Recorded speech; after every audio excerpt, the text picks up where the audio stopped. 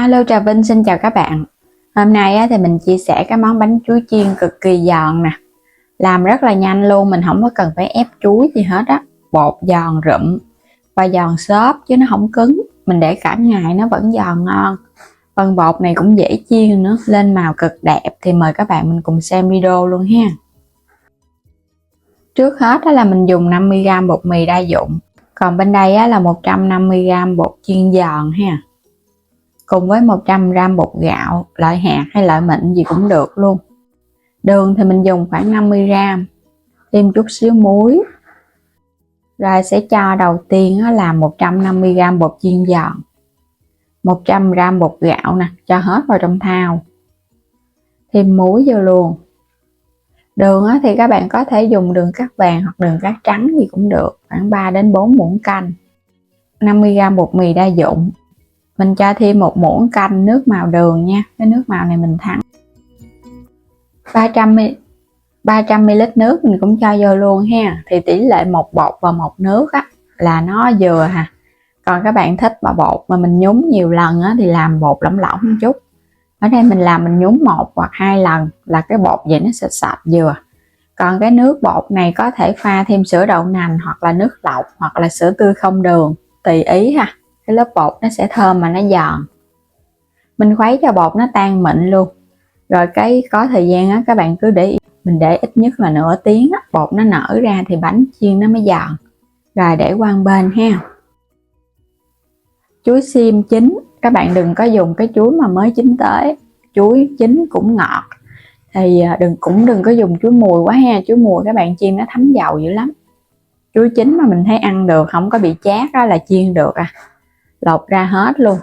Chuối xiêm này trái cũng lớn lớn nè. Công thức này các bạn dùng có thể 10 trái là nó vừa ha. Lột ra xong rồi một chút nữa mình sẽ xắt. Mình không cần ép. Đây, chuối mình lột xong rồi nè. Bây giờ sẽ xắt xéo xéo ra, miếng miếng vậy đó. Cái bề ngang đừng có dày quá. Mình chiên mình thấm bột là vừa có chuối vừa có bột, ăn nó sẽ ngon hơn.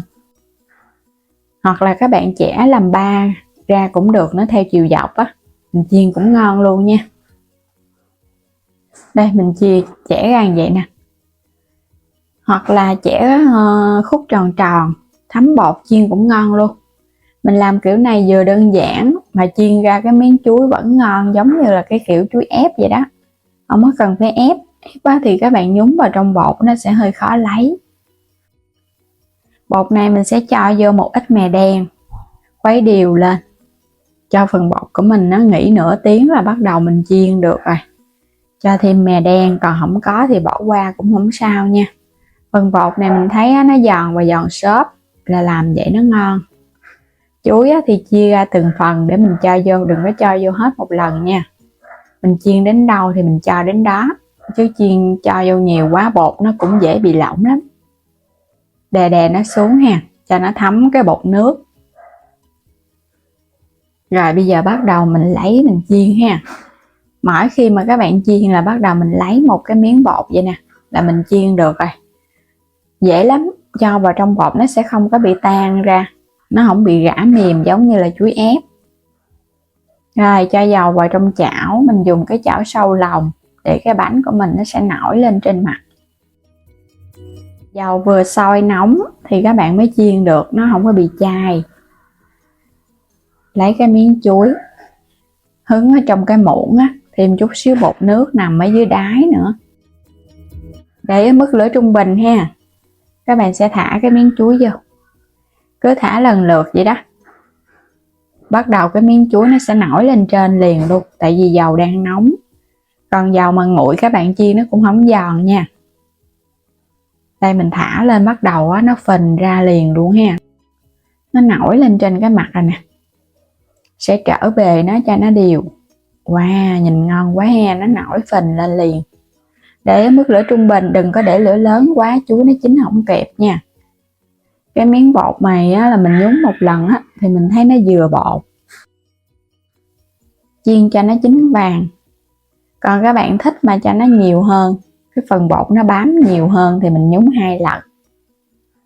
Rồi nó vàng nó ngon quá ha. Nãy mình có cho thêm một ít nước màu đường nên là chiên lên cái bánh của mình nó lên cái màu đẹp, căng bóng luôn. Sẽ vớt lên. Đợt bánh đầu tiên cho nó ráo dầu rồi hãy để qua bên cái dĩa. Vậy thì nó không có bị ngán dầu đâu. Bánh vàng ươm căng bóng, không cần ép chuối gì hết á. Chiên tiếp những cái bánh còn lại cũng là cho vào cái, bắt đầu các bạn cứ cho vào trong cái chảo mình chiên nha. Cái miếng nào mà thấy nó ít bột thì các bạn cũng có thể chế chút xíu bột lên, nó bị lòi ra đó, chế thêm một ít bột lên để mình giá cái nứt đó. Hoặc là các bạn lấy cái miếng chuối ra nhúng vào trong cái thau bột trực tiếp luôn, thêm một lần bột nữa. Mình nhúng 2 lần á thì cái phần bột này nó bám nhiều, nó sẽ dày bột hơn. Còn nhúng một lần á thì cái bột nó bám ít, tùy các bạn à, mình thích ăn bột nhiều hay bột ít mà mình nhúng. Thả vô thì cứ chiên tiếp cho nó vàng, nhớ để mức lửa nhỏ vừa trung bình. Cái nào cũng căng phình hết trơn luôn, bóng mềm, nó xốp xốp á, ở bên trong nó rỗng ruột, nó căng ra, vậy là cái bánh nó ngon nè. Mình sẽ vớt lên hết luôn ha, cho nó thiệt là ráo dầu luôn. Bánh chiên xong á, ráo dầu thì hãy cho nó qua bên, hoặc là cho lên cái miếng giấy thấm dầu để nó rút hết cái phần dầu ở trong bánh, các bạn ăn nó sẽ không có ngán. Bánh chiên quá trời nhiều luôn á, mình dùng có 10 trái chuối thôi à, mà nó ra bao nhiêu đây bánh nè các bạn, ăn quá trời không hết nha. Thế vậy chứ nó nhỏ nhỏ mà chiên áo vào trong bột á, nó phình ra ăn ngon quá.